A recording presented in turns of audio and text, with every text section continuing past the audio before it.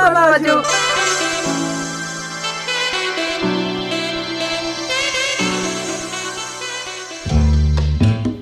Bonjour et bienvenue sur Touche pas à ma radio, une émission réalisée depuis le lycée Europe par les élèves du collège de Rocroi, du collège Vieux-Port de Vitry-le-François, du collège Jean Moulin de Saint-Mémy, du collège Léo Lagrange de Charleville-Mézières, du lycée Georges Brière, du lycée Joliot-Curie, du lycée Clémenceau et du lycée Isère de Reims. Tous ces élèves, entourés de professeurs et de journalistes, se sont retrouvés en atelier pour proposer cette émission de web radio. Aujourd'hui, au sommaire de l'émission, réalisée dans le cadre de la Semaine de la presse et des médias, une chronique autour du petit déjeuner, la revue de presse, un reportage sur le harcèlement, une chronique sur la mixité, sans oublier la création sonore. Pour conclure, nous reviendrons sur le bilan de la journée.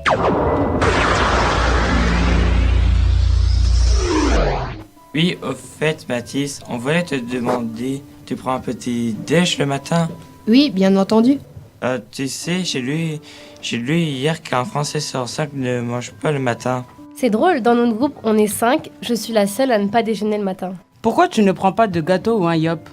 Déjà, j'ai pas le temps. Faux prétexte, c'est juste une question d'organisation. Oui, mais le week-end, je mange parce que je peux prendre mon temps, mais en semaine, je n'ai pas faim. J'ai perdu l'habitude. Par contre, à 10h, je mange les mûres.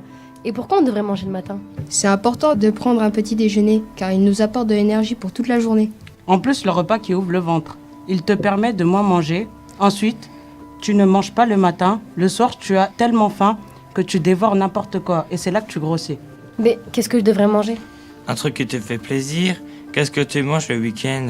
Le week-end, je déjeune du pain chaud avec de l'huile d'olive artisanale qu'on ramène du Maroc et le merveilleux thé à la menthe. Et c'est trop bon. Et vous, le week-end? Du pain avec du Nutella. Du chocolat chaud, du jus d'orange, des tartines grillées beurrées avec de la confiture de fraises. Un fast-food en balle. Des céréales avec du lait, donc tous différents. Personne ne mange le petit déjeuner traditionnel français avec le pain au chocolat, les croissants ou le café? Encore un stéréotype. L'important, finalement, c'est de se faire plaisir. Et tu pourrais même te manger une raclette.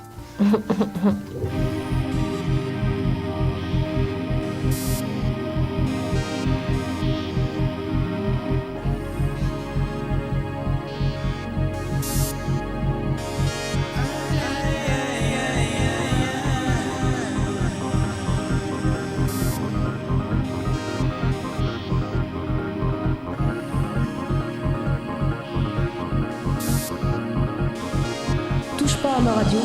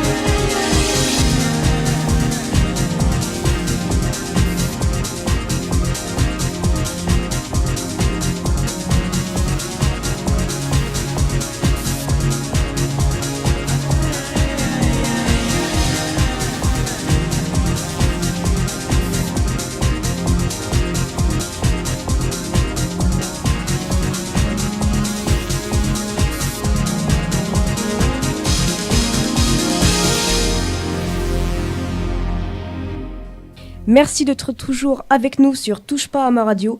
Je vais maintenant accueillir sur le plateau Mathéo, Benjamin et Cléa pour une revue de presse. Mathéo commencera avec un drame passionnel et les nouvelles réformes du gouvernement Macron.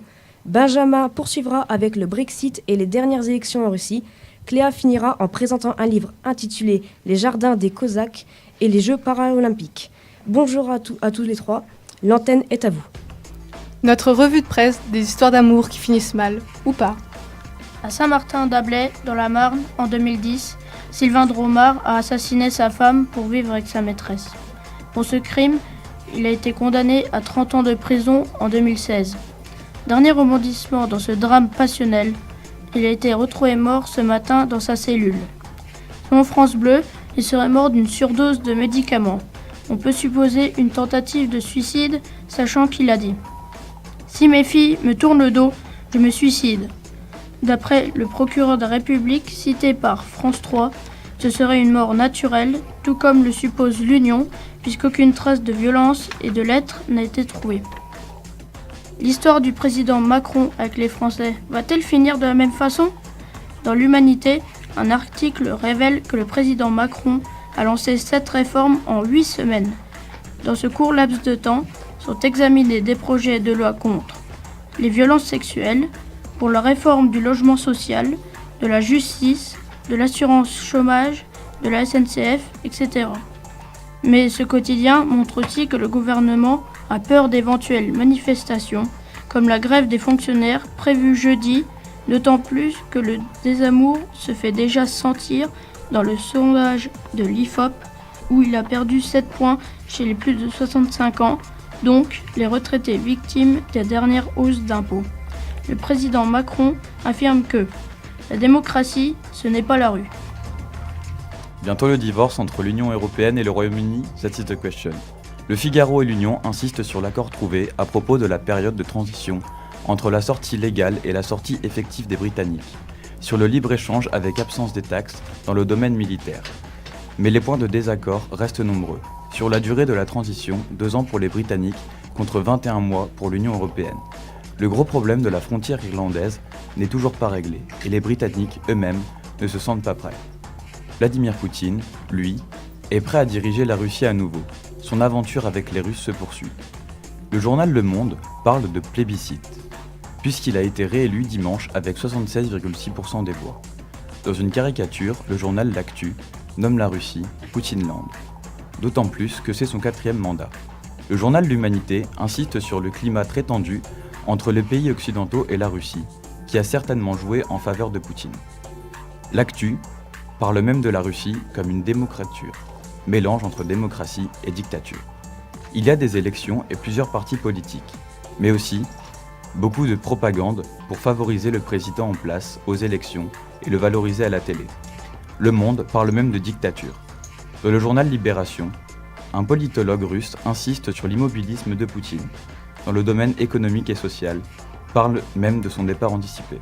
Et toujours bon baiser de Russie, avec un saut dans le passé, avec le roman de Jeanne Boquette, Les jardins de Cosaques, sorti en 2018. Il nous raconte l'amitié qui lie l'écrivain russe Dostoïevski et Alexandre von Wrangel au XIXe siècle. Menacé de mort puis envoyé dans un camp de travail en Sibérie, la vie de Dostoïevski est le reflet du sadisme du tsar Nicolas Ier. Il montre aussi la vie misérable du peuple de Sibérie à cette époque. La Russie ne vous semble-t-elle pas immobile ? Ce qui n'est pas le cas de la Corée du Sud, où les sportifs français paralympiques ont fait des étincelles. En effet, avec 20 médailles, notre pays se place 4e nation. À elle seule, la skieuse Marie Bochet a remporté 8 médailles d'or, soit plus que Martin Fourcade. Nos sportifs paralympiques ont donc fait bien mieux que nos athlètes valides, et pourtant, presque personne n'en parle.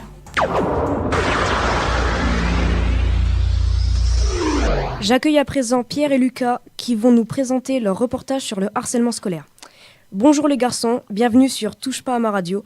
Vous avez enquêté sur le harcèlement, je vous laisse la parole. Alors, comme vous l'avez dit, oui, on a enquêté sur le harcèlement, car notre atelier, il s'est penché sur le harcèlement scolaire. Ce matin, nous avons effectué des interviews au sein du lycée pour récolter des témoignages qui ont été très variés. Avez-vous déjà été confronté à des cas de harcèlement ? Moi personnellement oui, j'ai été confronté à un cas de harcèlement scolaire durant mon année de seconde il y a 2 ans. C'était du harcèlement physique et du harcèlement moral. Oui, j'ai déjà vécu.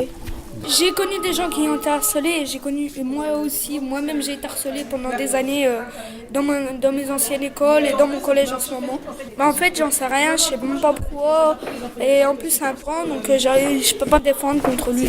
Moi, mon histoire d'harcèlement, elle s'est réglée de façon devant la justice et aussi en interne au lycée. Donc j'ai décidé moi-même de changer d'établissement. Du coup, ça m'a fait perdre 2 ans d'année scolaire. Ce qui fait que j'aurais dû être en terminale cette année et que je suis seulement en première. Et sinon, pour les personnes qui m'ont harcelé, ont été placées en centre fermé pour les jeunes. D'accord, dans quel cas ça s'est passé ? Sur Internet. Sur Internet ? Ça a duré pendant longtemps ? Oui.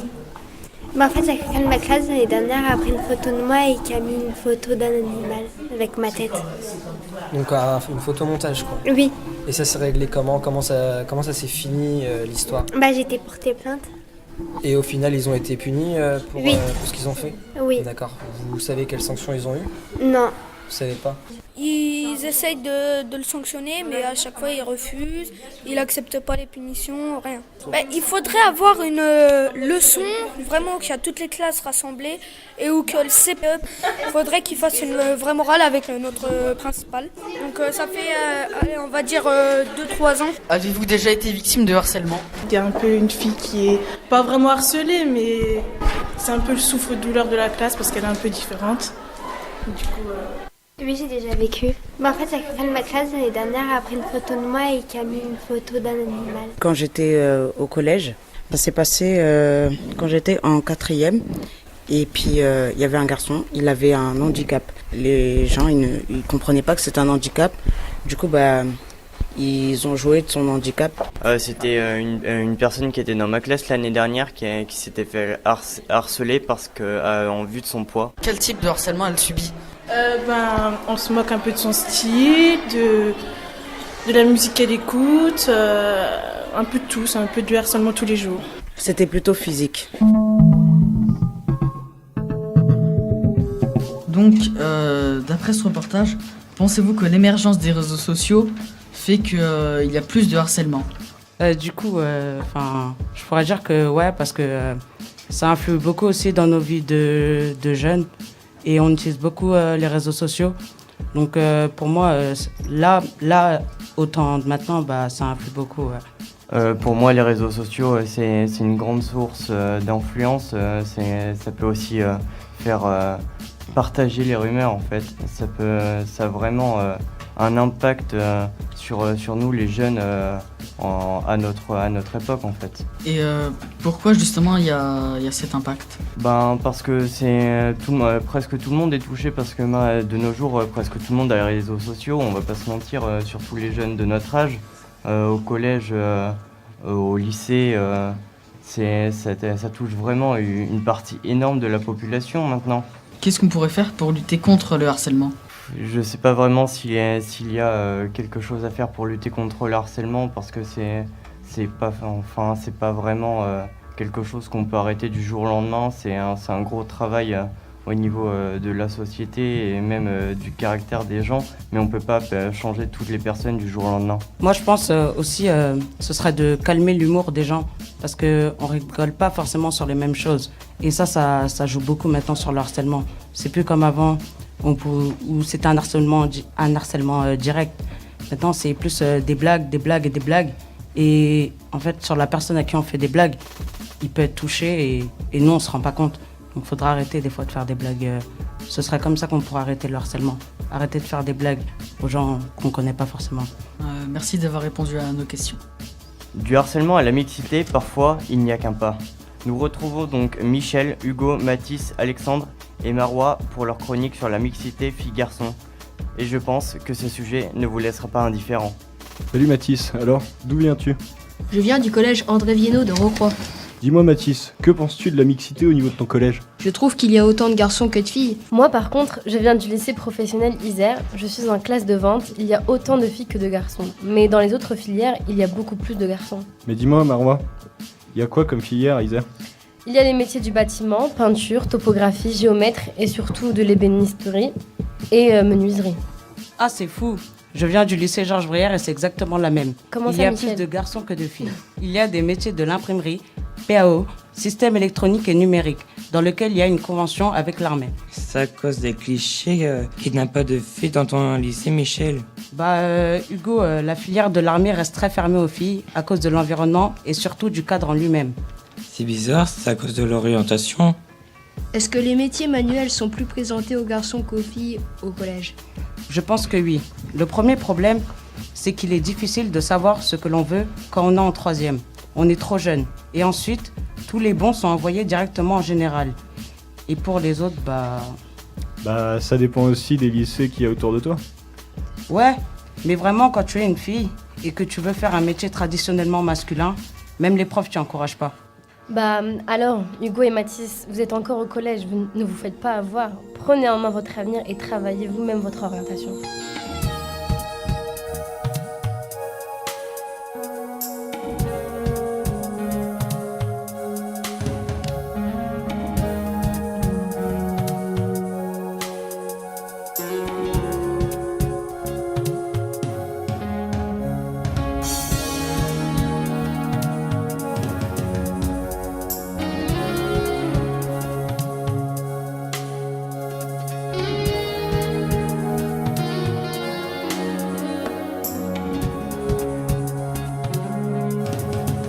Touche pas à ma radio.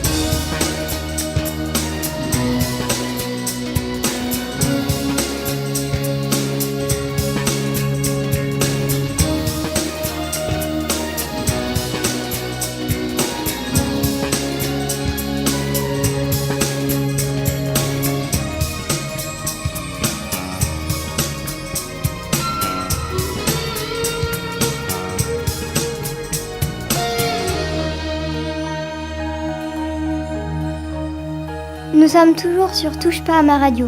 Vous allez maintenant écouter une rubrique sur...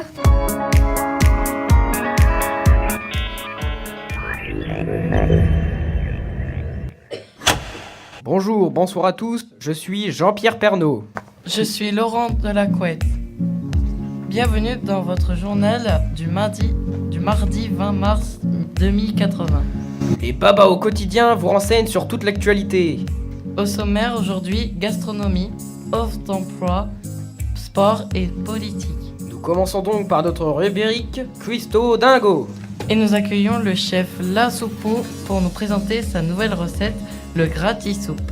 Quels sont les ingrédients principaux de cette recette du gratis-soupe ? J'ai utilisé principalement des insectes et du fromage, car le fromage, il n'y en a jamais assez. Ah, ça m'a l'air très appétissant. Quelles sont les qualités nutritives de votre plat ? Alors, on retrouve des sauterelles pour la protéine et les lipides, la sauce à l'omelette pour les vitamines D et le fer grâce aux œufs. Le fromage pour le calcium, et les coccinelles et les chenilles apportent tout un tas d'autres choses. Ouais, ça c'est sûr. Alors en bouche, ça donne quoi, chef La Soupo ? C'est salé, croquant grâce aux sauterelles et aux criquets, fondant grâce aux coccinelles et aux chenilles. Pensez bien à mâcher pour éviter d'avoir des bouts de sauterelles entre les dents. Et bon appétit. Avant de nous quitter, chef La Soupo, où pouvons-nous trouver le gratis-soupe ? Au supermarché déjà tout près, ou dans mon restaurant, la Resto Soupou. Merci chef La Soupo pour cette recette qui donne envie. Nous en venons donc à notre rubrique « Tu sais pas quoi faire de ta vie ?» puisque le chef Lassoupou recherche actuellement un éleveur de chenilles alimentaires pour la préparation de ses plats à base d'insectes. Grosse main s'abstenir. On a également le président de Suitali qui recherche 1000 pizzaiolos pour la préparation de pizzas promises à ses électeurs. Sachez que si vous obtenez le poste, il vous offrira un téléphone portable iPhone 10 référence des années 2000. Enfin, nous cherchons un chroniqueur à la fois inutile, à la voix insupportable et qui a un long nez. Donc si vous avez des blagues nulles en stock, ce poste est peut-être fait pour vous. Pour terminer cette rubrique de « Tu sais pas quoi faire de ta vie ?» et que tu choses du 24 et mesures du 1m80, tu peux toujours essayer d'être footpongeur. C'est ce qu'on va voir tout de suite dans HoloFoot. Et oui Jean-Pierre, dans la section sport, nous allons parler d'une nouvelle activité, le footpong. Si nous devions parler du footpong, vous me demanderiez « Qu'est-ce que c'est ?» Eh bien je vous répondrai que le footpong est un sport magnifique. Il se joue à 11 sur un terrain de 60 sur 40 mètres. Les règles sont simples, c'est exactement comme le foot. Mais si, le foot, c'est ce que les hommes regardaient tout le temps avant. Allez, vous êtes pas si vieux que ça. Enfin bref, ce sont les règles du foot avec une balle de ping-pong. Mais chaque chose a ses inconvénients. Il faut chausser du 24 et mesurer 1m80, comme nous l'avons déjà mentionné. Mais il n'y en a pas beaucoup. Ah si, en Suitali, c'est répandu. Et comme il n'y a que des Suitaliens, c'est eux qui ont gagné le grand championnat de footpongeur qui s'est terminé hier soir sur une victoire des Grands Panards 5-0 contre les Petits Petons. Le prochain championnat se déroulera en Rougari le 8 septembre 2080. Vous pouvez dès maintenant réserver votre place avec Boy Hologram. Et concernant la Suitali, nous avons auprès de nous le président Cyborg Rig Hola pour votre instant politique pizza. Oui, le président Cyborg de Suitali, Rick Hola, est ici avec nous pour annoncer la situation qui règne en ce moment dans son pays. Monsieur le président, bonjour. Pouvez-vous vous présenter pour nos auditeurs et auditrices? Oui, je m'appelle Ricola. Je dirige le cher pays de la Suitali après la fusion entre l'Italie et la Suisse, suite à la malheureuse montée d'eau en Italie, il y a un an à cause du réchauffement climatique. Très bien. J'ai lu un message d'un de nos auditeurs qui demande comment s'est passée votre élection dans ce nouveau pays, sachant que vous avez été élu avec 75% des voix. Cette élection était très simple pour moi, car j'ai juste offert des parts de pizza à mes électeurs. Comme il n'y avait que du gratin d'insectes en ce moment, à la mode, ils furent nombreux. Comment avez-vous obtenu le vote de nos chers Suisses? J'ai tout simplement utilisé une pizza à 4 fromages. Et quelle va être votre première réforme? Une fois par mois, j'organiserai une soirée pizza pour tous mes sujets. Merci monsieur le président Rick Hola d'être venu dans notre studio. Au plaisir de vous revoir et merci pour les parts de pizza. Merci de m'avoir invité dans votre studio. De toute façon, vous n'avez pas vraiment choix. Et bon appétit. Merci à nos chers électeurs, Babs, d'avoir écouté ce journal. Et n'oubliez pas notre jeu pour gagner une part de pizza sponsorisé par Rick Hola. Vous trouverez toutes les informations sur les Babs sociaux. On vous laisse avec de la musique. Bonne journée.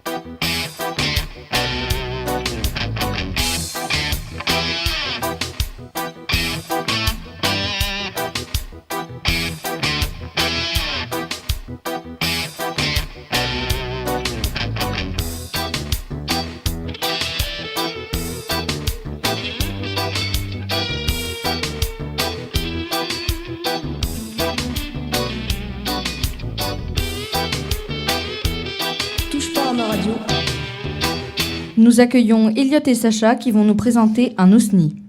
Bonjour et bienvenue. Pour commencer, qu'est-ce qu'un OSNI ? Un OSNI, c'est un objet sonore non identifié. Comment l'avez-vous réalisé ?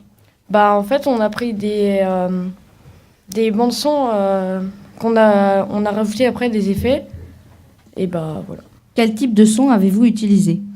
Il y avait des sons graves, aigus, avec des différents bruits.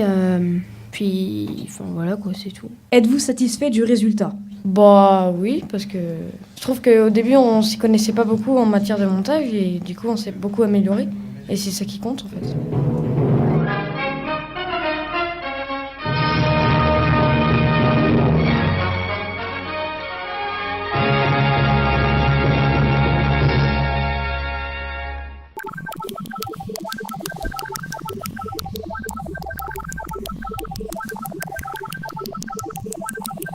Et si le mur brutal du réel se dresse dans les yeux sur la route des personnages, comme pour pousser à l'action l'effet miroir que dessine ce premier film tenace et engagé contient jusque dans le dernier plan une force lucide et salvatrice. Sagittaire, de belles énergies accompagneront votre semaine. Professionnellement, vous récolterez le fruit de vos efforts et éliminerez vos challenges sans grande difficulté. Tout vous réussira.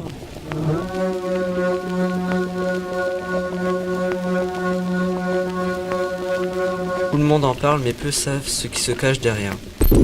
Décrypter les raisons du succès phénoménal et rappeler les risques bien réels qui y sont liés. Peut-on faire ses courses avec ? Pourquoi sa valeur atteint-elle des sommets ? Que sont les mineurs ?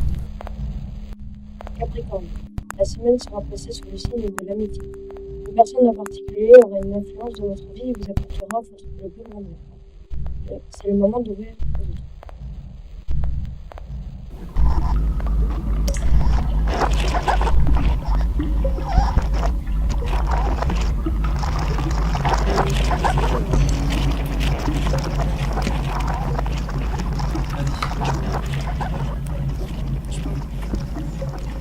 Ma mission, retrouver le trophée avant le match. J'ai 90 minutes, top chrono.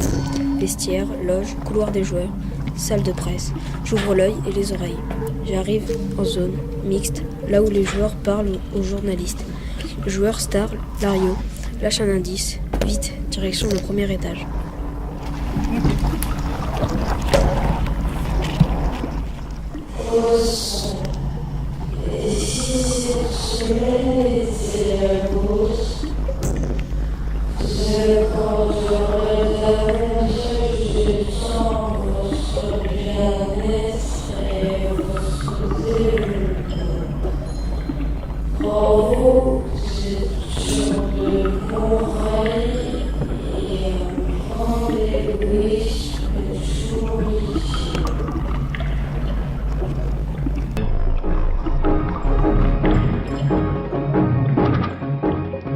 Le Bourget s'enlise à 140 à l'heure.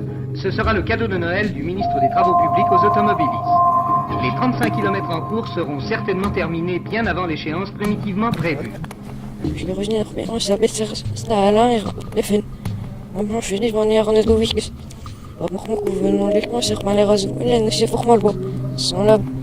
À la lumière de la lampe frontale, la voûte rocheuse éclate soudain de couleur sur le fond ocre dont elle a été badigeonnée. Et si le mur brutal du réel se dresse dans les yeux sur la route des personnages, comme pour pousser à l'action l'effet miroir que dessine ce premier film tenace et engagé contient jusque dans le dernier plan une force lucide et salvatrice. L'endroit porte son surnom, le cabinet des Sagittaire, de belles énergies accompagneront votre semaine. Professionnellement, vous récolterez les fruits de vos efforts et éliminerez vos challengers sans grande difficulté. Tout vous réussira. Dans le diverticule terminal, voir schéma ci-contre, personne ne pénètre les parois. Sont si resserrés qu'on risquerait de frotter et d'abîmer le rhinocéros laineux rouge.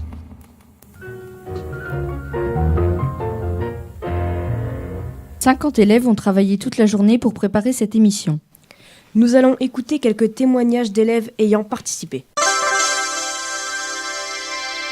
L'intérêt d'être informé, c'est de savoir les actualités du moment. Pour moi, l'intérêt d'être informé, c'est de savoir ce qui se passe dans le monde, en France ou même dans notre région. Oui, parce que après, c'est normal de suivre. Par exemple, à la télé, on peut savoir s'il y a eu des attentats, si, par exemple, l'élection, il y a beaucoup de choses pour moi. Pour moi, d'être informé, c'est important parce qu'on doit se tenir au courant. Je suis professeur documentaliste, donc c'est important d'être au courant de l'actualité pour également permettre aux élèves de retrouver l'information et surtout les bonnes informations.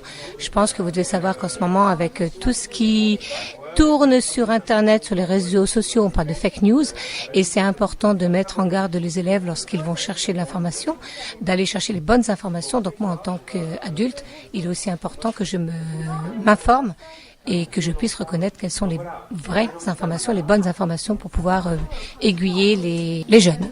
Sur quelle plateforme vous informez-vous ? En général sur les réseaux sociaux ou alors sinon sur la presse papier. Plus sur le web. Souvent plus les réseaux sociaux quand même. Internet plus souvent. Oui, on peut. Sur Facebook, en fait, il y a des pages de genre Le Figaro, tout ça. On peut s'abonner à eux, mais après Après c'est plus la télé quand même. Non, moi je regarde pas la télé. Je regarde plus les infos de la télé parce que je trouve que c'est trop monté, on va dire, tout ce qu'ils disent. Donc je préfère m'informer sur les réseaux sociaux, les pages et tout. Les pages de journal et tout, mais après faut vérifier si ce qu'ils disent c'est vraiment vrai. Il y a des fausses pages et tout. Faut faire attention quoi. Pour vous, est-ce important de suivre l'actu ?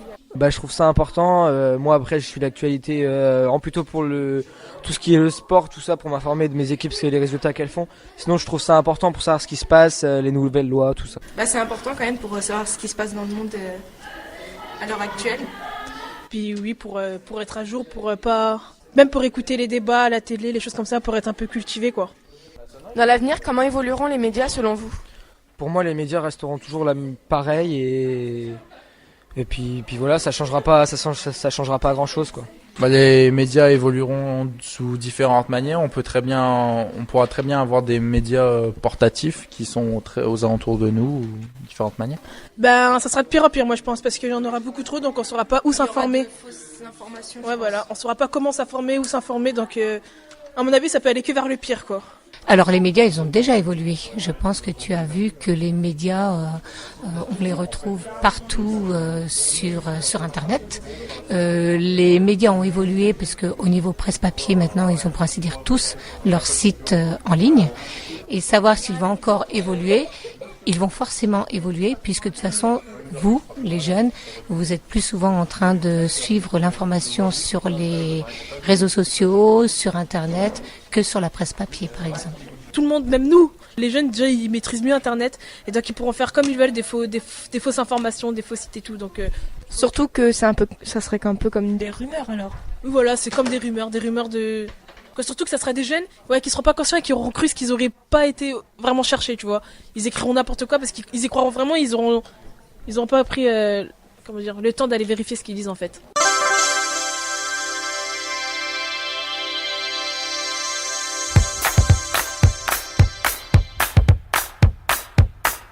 Eh bien, nous voici arrivés au terme de cette émission. Merci d'être restés avec nous jusqu'au bout. Nous espérons que vous avez apprécié. En tout cas, sachez que nous avons passé une super journée tous ensemble. Voici donc quelques remerciements. Tout d'abord, à tous ces jeunes collégiens et lycéens qui ont joué le jeu, aux journalistes et bénévoles des 3 radios associatives Radio Primitive, RJR et RCF. Grâce à eux, nous avons pu voir à quoi ressemblait une véritable radio et ils nous ont aidés dans les différents ateliers. Également à tous les professeurs et accompagnateurs qui nous ont encadrés tout au long de cette journée. Nous remercions également la direction du lycée Europe de Reims pour nous avoir accueillis, particulièrement Maxime Macou, professeur documentaliste, de nous avoir également accompagnés et d'avoir permis que cette journée se passe dans les meilleures conditions possibles. Et pour finir, nous allons remercier le rectorat et le Clémy qui ont mis en place ce temps fort académique.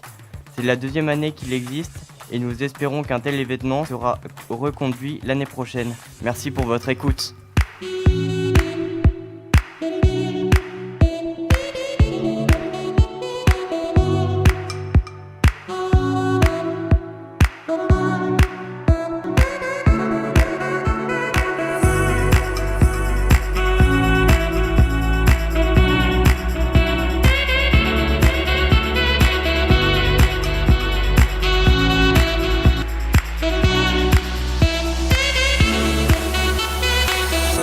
à ma radio.